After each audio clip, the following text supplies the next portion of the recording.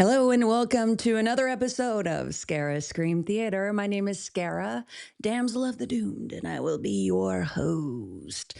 If you're listening, I hope this is pleasant sounds in your ear holes. And if you're watching, I hope you're enjoying what you see. We have our new witch's cottage background going on in the back. If you're just listening, you can go onto YouTube, the Scara Damsel of the Doomed YouTube channel, and check out what we have going on. I decided I really wanted to bring in a witch cottage feel, like a swamp witch, cottage witch situation. I just love it. It looks beautiful back there, don't you think? Also, check out my crown. Now, I got this season, meaning October, of course, out at Bat City Scaregrounds. Can you hear that? For those just listening, it's an eyeball crown, and someone made it for me. Someone very special out at Bat City Scaregrounds. One of the other actors, another icon. The actress's name is Libby Monahan. She's very talented. She's also an artist. And she surprised me with this beautiful eyeball crown one day.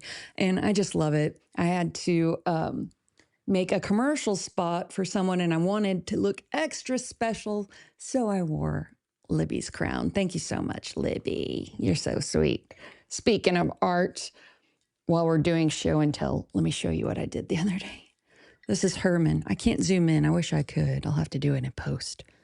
Look at Herman. I painted Herman. I'm going to put this on my Instagram later. I found that like a white, ceramic bust of a dog with a candy cane in its mouth, and it was on 70% off because it's no longer Cridmid. So I had to get it. Had to use it. Had to paint it like Herman. It looked like a Herman to me. Herman being my dachshund of the doom. It didn't look like my other one, Gomez, even though he's also a dachshund, Well, oops. Oh, hold on. You might be hearing. Okay, there we go. I'm trying to figure out how I can watch myself live on Instagram so I can see your comments, because I can only see the comments from YouTube. I can't see them on my current setup from Instagram. So I just signed in on another account on Instagram here. Okay, we're all set up. I have a few things. Well, first of all, I normally come to you on Wednesdays, but yesterday, a witch was under the weather. I just was. It was a very rough day for me physically. I had gone out to eat with a lot of fabulous friends on Tuesday, and I had a fabulous, delicious meal. But every once in a while, I become mentally ill and I trick myself. So what had happened was I have, how you say in English, an autoimmune disorder. That's where the body decides to be an asshole and attack itself for, it seems like no apparent reason, but after you've had it long enough, you can kind of figure out what the reasons are. And my reasons, there's certain things that I can do or be exposed to that will cause inflammation in my body. And that inflammation hurts usually. Think about arthritis. Arthritis is an autoimmune disorder. And it's just really bad inflammation, and that hurts people. I don't have arthritis, but I do have an autoimmune disorder, causes inflammation in various areas of the body, depending on the stressor, depending on what it is that it got exposed to. And here's where the mental illness comes in. Every now and again, I like to test and see, I wonder if I still shouldn't eat certain foods, because the only way I've been able to control this autoimmune disorder is through diet. I tried medications. Shoot, the doctors had me on several. I had one of those pill counter, like those little pill capsule things where you make sure you take all your medication throughout the day. I had one of those. And I took all of the medicines and it didn't do anything. In fact, all it did was give me more symptoms that I had to deal with. So that wasn't fun. So I finally, through reading and talking to a specialist and whatnot, and let me tell you, it took a while to get there, because the doctors I was visiting, none of them believe it or not, none of them told me, hey, you might want to change your diet. Nobody said that to me. I read about it and then I found a place that talked about anti-inflammation diets, and I went there and I got some guidance, and that's how I was able to control my symptoms. And for me, well, for anyone, sugar is very inflammatory. Sugar is a no-no. I cannot do it. I cannot do it. It's out of my life. I don't even miss it. The thought of sugar now disgusts me, to be honest. I don't, no. I mean, I do miss ice cream sometimes, but as far as like having a piece of somebody's birthday cake or eating candy or any of that, no thanks, I'll pass. Sugar was the devil. It really fucked me up. So sugar has been eliminated from my diet. The other thing that seems to be an issue for me is anything that's high in carbohydrates, especially processed foods, refined, I don't know if I'm saying it right, white breads, for example, pasta, for example. That kind of stuff messes me up. So we were at this hot pot place, where they give you can choose your broth, your tom kha broth or whatever broth you want, and you can choose your little meats and your vegetables, and you cook it right there in front of you. And everybody has their own little hot pot, and it's very nice and delicious. You make your own little hot sauce. I love it. But here's where I went insane for just a minute. I saw the little noodles that you can put in the hot pot, and they had some that were spinach noodles. I don't know what a spinach noodle is. All I know, I probably shouldn't have it. I know I probably shouldn't eat it. But something happened in my brain where I thought, maybe I can have it. Something happened where I was like, maybe I'm okay now. And I know I'm not. But I just decided to cut loose and see. Maybe I could do it. Uh-oh.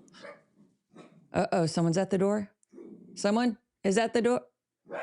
Babies, relax. Dachshunds of the doomed are alerting. They're doing their job. They're doing their job. It's okay. It's okay. Anyway, so I took some of the spinach noodles, I popped it in my hot pot, and I ate spinach noodles. I didn't like go crazy on it, but I did eat, a serving at least. And a serving is very small there. It's not much, but I ate it. And I was like, oh, this is good and yummy, delicious. I'm enjoying everybody's conversation. And then it starts happening. Like I can literally feel like the lining of my stomach starts to feel tight, I guess is the best way to describe it. And then it starts to feel like my stomach starts to feel really hard and very uncomfortable. And it feels like I swallowed a bowling ball. And I'm sitting there and I don't want to cause alarm and I don't want to make anyone feel, bad for me. I don't want to call attention to myself. So I just was dying on the inside, but on the outside, I was trying to appear like everything's fine. And, it was one of those things where we're all paying the check at once and everybody's saying goodbye and all of that. And I stayed as long as I could. And finally I was like, well, I guess I got to go. And I got out there, and right when I got in the car, walking from the restaurant to the car was a chore. It hurt. Every step hurt. It was so painful, I cannot tell you. I got home, I took a bath, I stayed in there for a very long time. I went to bed, I couldn't sleep because of the pain. And, I had some kind of amnesia or something that made me think, oh yeah, now I can have noodles. No, bitch. You can never have noodles, ever, ever, ever, because that's what happens. And it makes me upset because I want to be able to eat what I want, I want to enjoy noodles like everybody else sometimes, but I also don't want to feel like that. So if the trade-off is feeling good or feeling like crap, but you have to eat noodles, I'm going to take feeling good, And I do wonder if I went to Italy, could I eat noodles there? Because they don't process their flour over there like we do. It's different. And you often hear people that, for example, have a gluten intolerance can go to Europe and enjoy pasta because the way they process their foods over there is different. It makes me mad. It's one of another million things that makes me mad about America. Okay. But I'm better now. Anyway, so I tried. I remember I got up yesterday. This was the day after the event. And I was just the whole day. So it went from my stomach and then it spread all throughout my body. It really settles in my joints and it makes me feel very fatigued, just generalized pain everywhere. I just don't feel well. And I started to get ready to do the podcast. And I was like, man, if I do this podcast, it's just not going to be, it's not going to be it. You know what I mean? I could tell it was going to be bad. So I said, no, thank you. We'll wait. We'll do it. We'll do it live. We'll do it Thursday. So here we are. Here we are on Thursday. Oh, look, I'm seeing you guys. Hello, everyone. I'm typing on the Instagrams. Okay. Now, so here we are on Thursday. I have a few things to talk about, starting with check out my nails. So I get my nails done once a month or so over at Thunderbolt Nails. The light is maybe making my nails look a little bit lighter than what they actually are, but I go to Thunderbolt Nails. The nail technician is my girl, Nicole Marie. Nicole does a fabulous job. I started going to her years ago, actually. I used to go to, just your regular salon that you can walk into and it's like a cattle call in there. And I hate to say it, the ladies were very nice, but they messed up my nails pretty bad. They messed them up. So I found Nicole and she has her own business and I go to her now and I have zero complaints. She's amazing. And she always does my nails wonderfully. She always works well with me as far as like what I want to do. Sometimes I'll go in and say something like, hey, I want my nails to look like a corpse. And she knows what I mean, So sometimes I'll say, hey, I want it to look like I reached inside someone's soul and took their soul out of their body. I reached in their mouth and went down their esophagus and pulled their soul out. Can you make my nails look like that? And she knows what I mean. So that's Nicole at Thunderbolt Nails in Austin, Texas. Well, when it was time to get my nails done, I started thinking, what do I want? What do I want? What color do I want? I knew Valentine's Day was coming up, but I didn't want the traditional red, I didn't want the traditional blood drip. I didn't want any of that. I've done it, been there, done that. What's new, pussycat? I wanted something else. So I started thinking about all of the spooky kind of colors. You have your blacks, you have your slime greens, you have your corpse flesh looking nails. You have all these different colors. And I was like thinking about what I have done and what I haven't. And then I started thinking about this color. Now, what I used to call this color was spooky blue. Spooky blue to me is the color you often see. Like the best example I can give is I've never been to Disney World or Disneyland or any of that, but I do know about Haunted Mansion. I've seen videos on it, clips. There was the movie they did. I've seen it all. And in Haunted Mansion, the cemetery scene, they use a lot of this color blue in their lighting and in the ghosts. And I didn't know. I was like, I wonder if there's a name for that. And there is. I Googled it. And you can Google it too if you want. I Googled, what's the color of the ghosts in Disney's Haunted Mansion? And it came up, Haint Blue. And I thought, wait a minute. I have heard this before. I've heard the name Haint Blue before. And I cannot recall why I went down this rabbit hole. But I will go down rabbit holes where I'll just start researching the hell out of something. And this blue, Haint Blue, is one of those rabbit holes I went and researched down. So a long time ago, for some reason, I came upon this tradition. Maybe it was after a trip to New Orleans. It probably was. I noticed that people in the deep south, often on these older houses, they'll have their porch ceilings painted this kind of greenish bluish color. It's almost like a light blue, but it's got a hint of green. Now there's various shades that claim the title Haint Blue, and that's okay. Um, it's really named for its purpose. Haint is a regional pronunciation, basically, of the word haunt. Haunt meaning a ghost or a restless, malevolent spirit that moves in to something, usually your house, bitch. You don't want to haint coming into your house, especially if it's a malevolent one. And so this color, this in really a shade of greenish bluish, is that you paint your ceiling with is called Haint Blue, because what they used to do in the South was they would paint their ceilings this shade, and it was to trick the haints, to trick the ghosts. All right. Um, they would say there was two reasons. One, they would either say haints can't cross water, and so the haints or the ghosts would see this color and they would not cross the threshold to get into your house because they would be fooled, girl, and they would think it was water when it wasn't.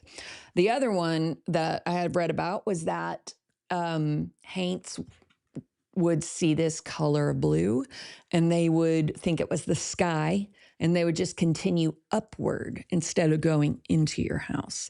Now, it's supposed to have been a tradition that was brought over by the Gullah people, who are descendants of enslaved West and Central Africans who retained their very strong cultural traditions. They say it may be mixed with Appalachia, the Scottish, and the English folks. I'm not sure exactly. That's just the bits and pieces I've heard of. But I do know in the Deep South, it is still a tradition that they use. And it's still used in, of course, production, namely, like I said, Disney's Haunted Mansion. You could see it there. And then I started to think, well, is it anywhere else? Like, has any other movie used it? Or any other production that I know of. Now, I know I see this blue color a lot of the times in spooky art and dark art, but I did the old Goog search about, is Haint Blue in any other production? And sure enough, girl, let me open my book here. Sure enough, I found that it is in Sinners. That's right. The production designer, Hannah Beechler, used this color in Anna's wardrobe. And also in her home decor.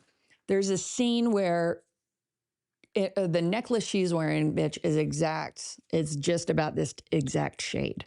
And it's that Haint Blue. And they used it very specifically in that movie, on the set, in production, and wardrobe.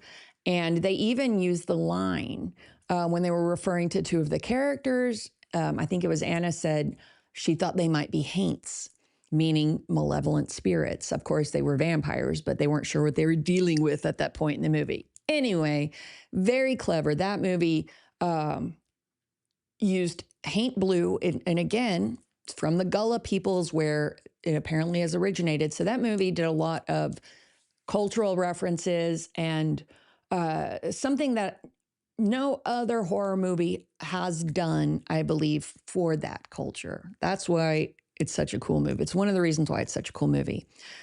Just saying, if you didn't get all of that, watch it again.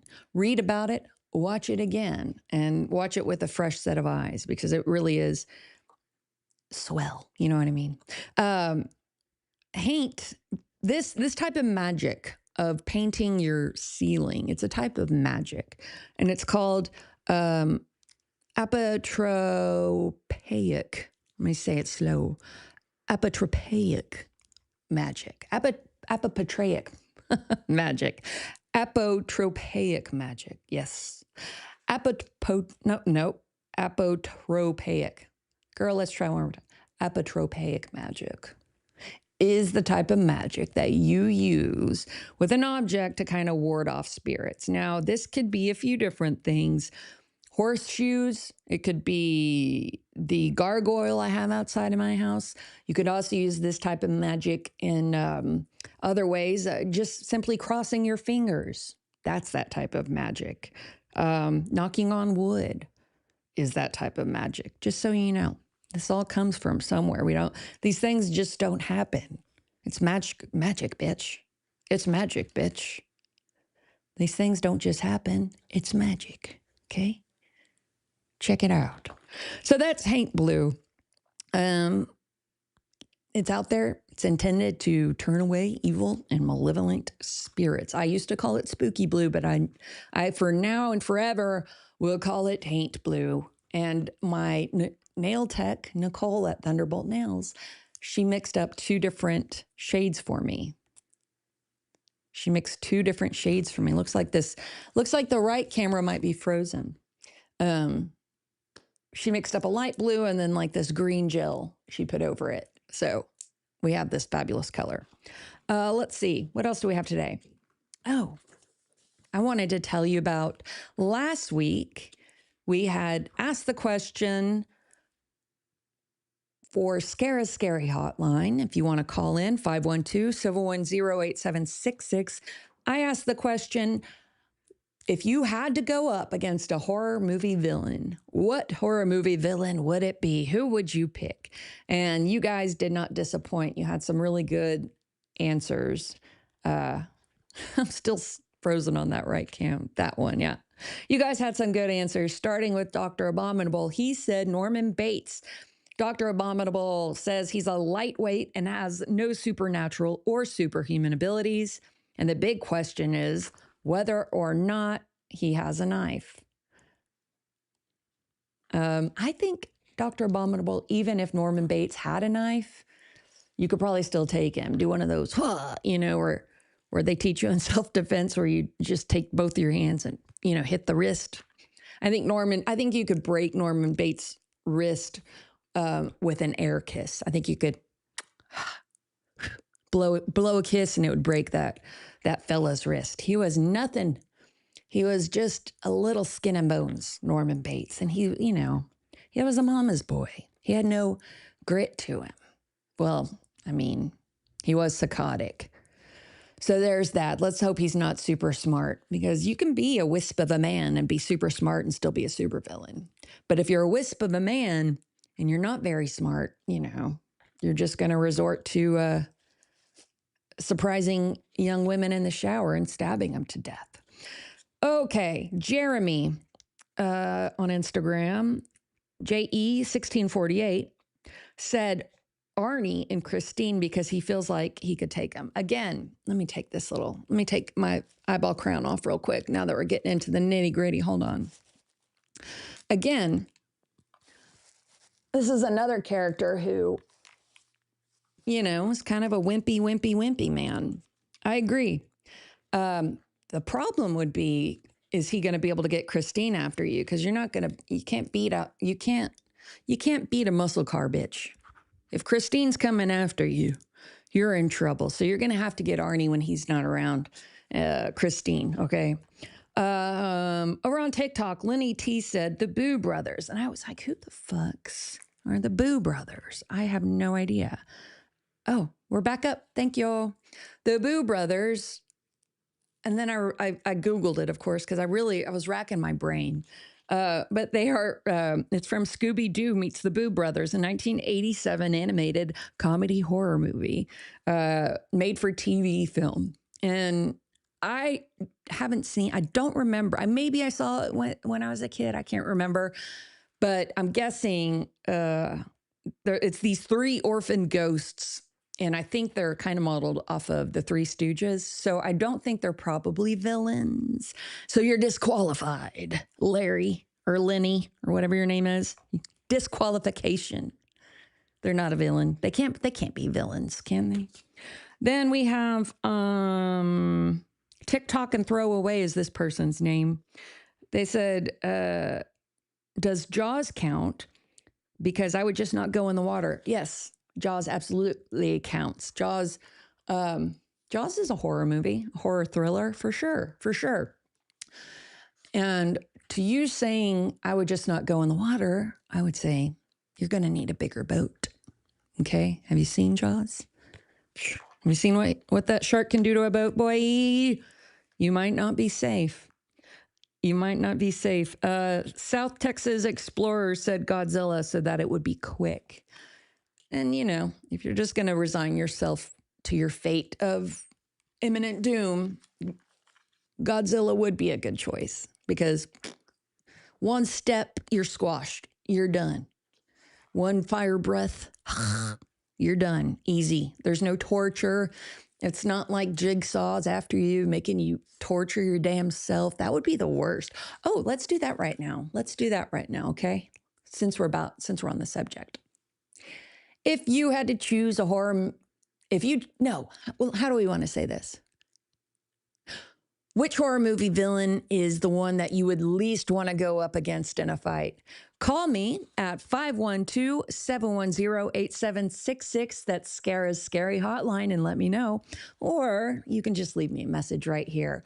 Which horror movie villain would you hate to go up against? Let me know. 512-786. Nope. 512-710-8766. What horror movie villain would you hate to go up against? Okay. I think Jigsaw would be terrifying because he makes you cut off your own damn foot. He's not even going to get dirty. He's going to set the traps and they're going to be specific to your dirty deeds. And then you have to you have to be mentally strong enough to hurt yourself so that you can live. And the way he makes you hurt yourself, boy, how many Saw movies are there now? A kabillion. He gets very creative. Oh, someone just said that my crown is so badass. Why, thank you. Haint, you spell it H-A-I-N-T. I'm answering some questions, by the way, on my stream. Haint, yes, H-A-I-N-T. And thank you for whoops, there it goes. My crown, yes. Again, my friend Libby Monahan made this eyeball crown for me. Beautiful, huh? Listen. Wonderful artist working out at Bat City Scaregrounds in the season. Okay. So let me know. I'm going to, I'll make a little clip. I'll put it online. But as you can tell, no, I don't have a phone call to play for you. And that makes me sad. It would be more lively for everyone if one person, cue the sad music, if one person would pick up the phone and call a horror host at 512-710-8766. All it takes is one phone call a week from some kind-hearted listener that will answer the question on Scara's Scary Hotline. The rest of you can leave a comment, but who's going to be the kind and brave soul? I don't pick up the phone. You just leave me a message on Scara's Scary Hotline. Can you do that? Would you do that for me? I'd be so happy. All right, we're going to clip that for later. Now, what do I have coming up? I'll tell you what I have coming up. Guess what? I'm in this band. It's called The Immortals, if you didn't know. It's a punk band, kind of pop punk. I don't know. It's kind of Misfits, kind of whatever. It's me and the band of vampires, all right? And we play horror songs. They're all horror themed. It's all, I sing about mummy bats and goblin magicians. I sing about Sasquatch that likes to ska, okay? I sing about haunted houses. I sing about all sorts of stuff. I sing about possessed gourds. I sing about zombies on crack. A lot of things. We have a lot of fun. A lot of fun. And we were asked to headline Saturday night at Nosferatu Festival. That's happening the whole festival's happening February 27th through March 1st. The Immortals will be playing February 28th. That's at Kick Butt Coffee for Nosferatu Festival. You can get single day tickets and weekend passes right now at nosferatufestival.com. The daytime events are going to be taking place at the Holiday Inn, Austin Midtown. There will be 50 vendors. They're going to have drinks, contests, and more.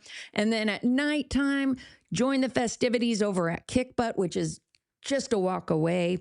For our show, the doors are going to open at 8 o'clock. We will be performing with Zombilly and Witch's Ride, and there will be performers in between the bands. I'm looking forward to see Sticky Gold and Zoja Exotica. So come and see us. That's February 28th.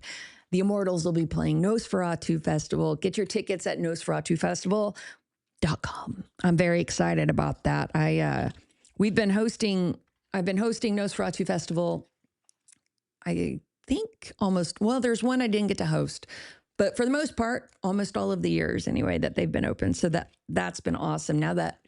And we've played it before, but we'll be headlining that night. So thank you so much to Mitch and Sebastian for asking the band, the Immortals, to do that. We're looking very much forward to it. Uh-oh, that camera done went off again.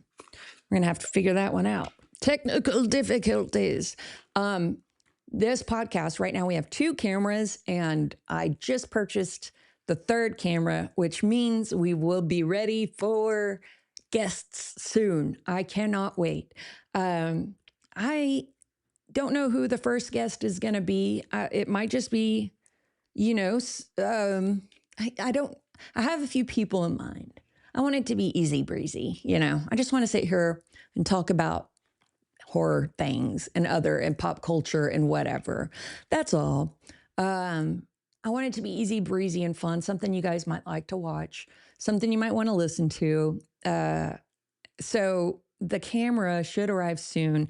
I was able to purchase the camera because I was able to work on that horror movie I told you guys about last week, Blood Hollow. Thank you so much to Vince Scott, the director, for hiring me for that job, because I was able to use that money to purchase a camera. And then my friend and colleague, Boudreaux Partita of Penny Rock Productions, who I also get to work with. I'm very blessed to work with him. I mean, unblessed. Boudreaux is going to lend me a lens for it. And I'm so happy. I'm very proud that I was able to attain this camera through this work. Okay. It's a big deal for me. And I want this podcast to look and sound the best that it can. I put it in a lot of work for it to be that way. And I just believe in this. I believe in this podcast. Okay. I think we're going to continue to grow, mostly because that's how I see it. Remember me telling you about manifestations? I just see it succeeding. I don't see any other outcome. What does success look like? To me, it's just having people want to check in and want to see what's going on and listen to what's going on. And once I get guests, I think things are going to pick up even more. How fun is that going to be? I think it's going to be a blast. I wanted to do all of these episodes without a guest because we were growing. We were trying to figure out what the frick we were doing. You know what I mean?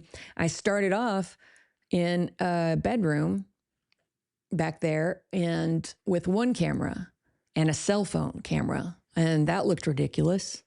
And then I moved into here. We have 2 cameras now. And even though this one for some reason keeps freezing up, but we're almost done, so I'm not going to fuss with it. And then now we're going to have 3. And, when you check out a lot of the YouTube podcasts out there, the ones that look the best, they have multiple cams like that. So, and there's a reason why. One is for the wide shot. One's a dedicated cam for one of the guests. One's a dedicated cam for the host. That's how it goes. I just want it to look great. Also, I think, having this equipment probably will lead to other adventures. You know what I mean? Other things that I could put on YouTube. So that's cool. I wanted to show you something I just got. This horror oracle. Ooh, can you hear that? ASMR. This horror oracle tarot card set. Now, I don't know exactly how I want to use this, but I thought, like, let's pull a card and see what happens, and maybe it'll inspire something. Maybe it'll inspire me to tell you a story about something or save it for next week, or maybe it's something that I'll want to do at Scara's Scream Theater, which is the monthly horror movie night that I get to host out at Doc's Drive-In Theater. By the way, the next one is going to be February 15th. It's usually the first Sunday of the month, but this month we're doing it February 15th out at Doc's Drive-In Theater. Traditionally, I show a vampire movie, and I'm not breaking tradition. This month, it will be a cool vampire movie. We're going to have one that you're going to hear it here first. For Scara's Scream Theater on February 15th out at Doc's Drive-In Theater. That's the third Sunday this month. I'm going to show a vampire movie, and I'm going to have one of the lead vampires from that movie in attendance. Okay? One of the lead vampires of the movie I'll be showing will be in attendance for Scara's Scream Theater at Doc's Drive-In Theater, February 15th. That's a Sunday. You can go online to docsdriveintheater.com. Get your tickets now, or you can buy a ticket at the gate, but hopefully it won't sell out before then. If I were you, I would go ahead and purchase those tickets, and let's see who's going to be out there. All right. Okay. Now, we got the cards. I shuffled them. We're going to pull one. What do we got? Oh, interesting. This is, ooh, let me see. I don't know. I need to pull focus on this guy. This is Alien. It says on the card, it says egg. You've been encapsulated. You're about to be reborn. You know, I don't know. But Alien. Alien is maybe the best horror sci-fi movie. Hands down. Sigourney Weaver is the archetype of the badass, smart and tough, self-sufficient final girl. She is not one of these screaming her head off, running around trying to get saved by the prince. No. Sigourney Weaver in Alien is the archetype for the badass horror movie chick. I think I did, back in the day, I used to do a show called Tub of Terror. I think you can still find it on YouTube somewhere, where I would review horror movies, or I would do facts about horror movies in my bathtub. I was not nude. I was covered in bubbles. You couldn't see anything. It wasn't a only hags situation, if you know what I mean. But I do think I talked about Alien before.